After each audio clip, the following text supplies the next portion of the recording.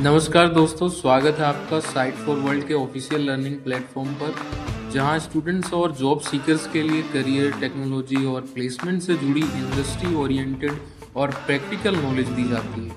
अगर आप अपनी स्किल्स को नेक्स्ट लेवल तक ले जाना चाहते हैं, तो आप बिल्कुल सही जगह पर आए हो। चलिए शुरू करते हैं आज का इम्पोर्टेंट सेशन।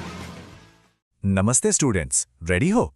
आज हम एक मॉडर्न ऐप की एनाटमी यानी उसके अंदर की पूरी बनावट को समझने वाले हैं। कभी सोचा है कि जो आपकी फेवरेट ऐप है वो असर में काम कैसे करती है?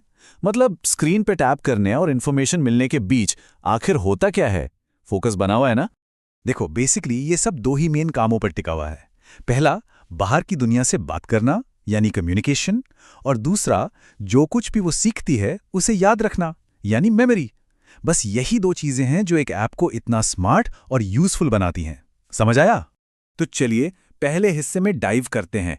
एक ऐप इंटरनेट से बात कैसे करती हैं। रेडी हो ना नेक्स्ट स्टेप के लिए? ध्यान से सुनना, ये इंपॉर्टेंट है।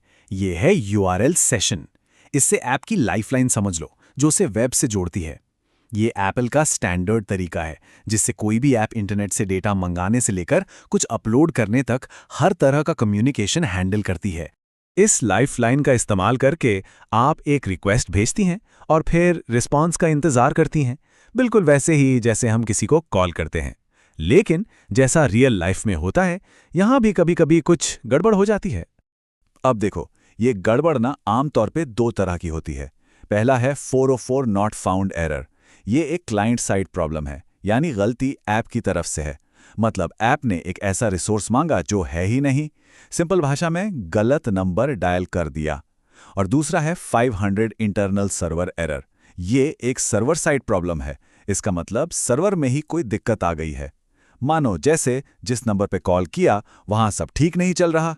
क्लियर है या कंफ्यूज हो? अच्छा, लेकिन तब क्या होता है जब इंटरनेट कनेक्शन बस थोड़ी देर के लिए चला जाए, जैसे किसी लिफ्ट में या टनल से गुजरते वक्त? कभी सोचा है? यहाँ एप्पल का वेट फॉर कनेक्टिविटी मॉडल काम आता है। जब ऐप रिक्वेस्ट भेजती है और उसे इंटरनेट नहीं मिलता, तो वो तुरंत फेल नहीं होती। नहीं, उसके बजाय यूआरएल सेशन बड़े धैर्य से इंतजार करता है, और जैसे ही कनेक्शन वापस आता है, रिक्वेस्ट अपने आप जारी रहती है। बहुत स्मार्ट है ना? ठीक है, तो आपने इंटरनेट से बात कर ली और सर्वर ने जवाब भी भेज दिया। अब अगला कदम, सर्वर के मैसेज को डिकोड करना, यानी उसे समझना। जब सर्वर से डेटा आता है तो वो कुछ ऐसा दिखता है।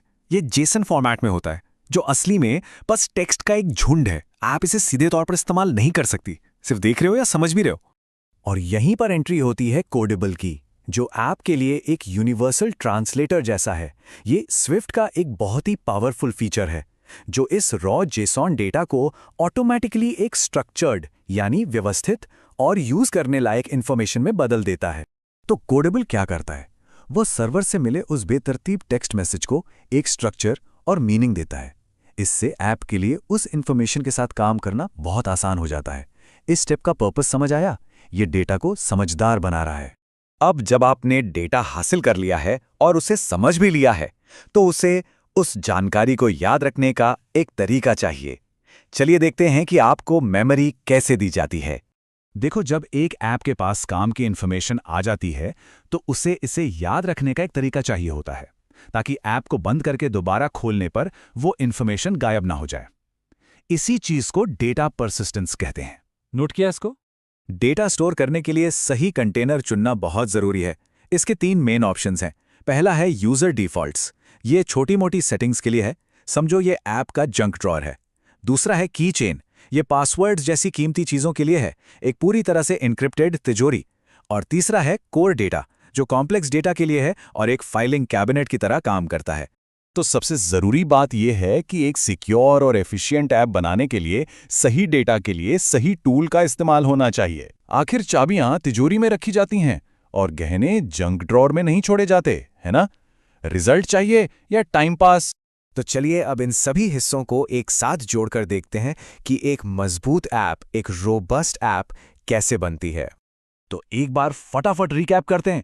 एक मॉडर्न ऐप की एनाटॉमी में क्या-क्या है? कनेक्शन के लिए है यूआरएल सेशन, जो सर्वर से बात करता है। ट्रांसलेशन के लिए है कोडेबल, जो डेटा को समझता है। और मेमोरी के लिए है सही स्टोरेज टूल, जो इंफॉर्मेशन को याद रखता है। याद है ना? ये तीनों सिस्टम्स एक साथ मिलकर काम करते हैं ताकि हमें एक सीमलेस और रिस्पॉन्सिव एक्सपीरियंस मिल सके। कनेक्शन, ट्रांसलेशन और मेमोरी, इन्हीं तीनों से मिलकर वो जादू होता है जो हमें ऐप्स में दिखता है। और अंत में चलिए ऐप के फ्यूचर पर एक नज़र डालते हैं। जैसे जैसे एआई, क्लाउड सिंक और मशीन लर्निंग जैसी टेक्नोलॉजी स्टैंडर्ड बनती जा रही हैं, ऐप्स की एनाटॉमी आगे कैसे बढ़ेगी? क्या फ्यूचर की ऐप्स में नए ऑर्गन्स होंगे जिनकी आज हम कल्पना भी नहीं कर सकते? ये सोचने वाली बात है। अभी आप क्या करोगे? इसके बारे में सोचना। तो हमारे चैनल को सब्सक्राइब कीजिए और वीडियो को अपने दोस्तों के साथ शेयर जरूर कीजिए। कमेंट सेक्शन में अपना डाउट या नेक्स्ट टॉपिक लिखना मत भूलिएगा।